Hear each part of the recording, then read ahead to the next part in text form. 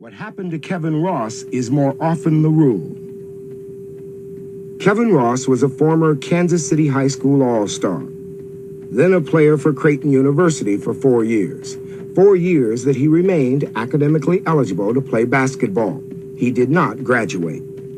In the 23rd year of his life, after 16 years of education, upon completion of his last year of basketball eligibility, Kevin realized that he could barely read or write.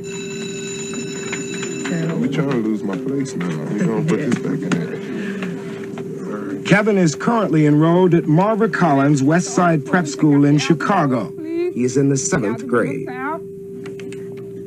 Open your books to page 24. Okay, number 1, Kevin. Unfortunately, Kevin's story is a fact of life in college basketball. Last year, nearly 6 of 10 seniors who played major college ball did not graduate. And like Kevin, many left school without the basic skills. What is unusual about Kevin's story is that Creighton University recognized that it had misused him and is paying for his re-education. In most cases, a university will just leave the athlete to find his own way. Very good. What did you take your freshman year at Creighton? What I Do you think? remember what courses?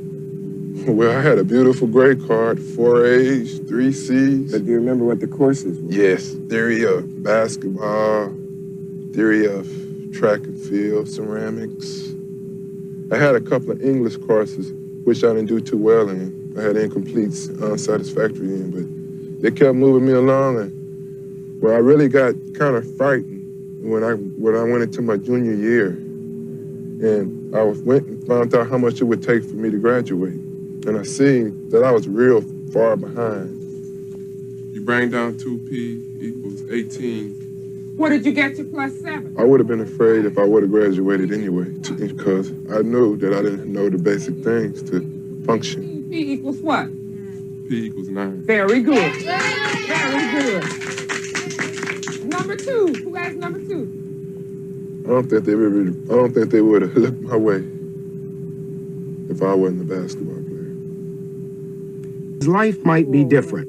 8 days ago, the NCAA members voted to raise college entrance requirements for athletes and, for the first time, to require that they take courses which lead to a degree. But the NCAA rule is written so that each college will determine which courses lead to a degree, and college athletic departments are notorious for taking the easy way out.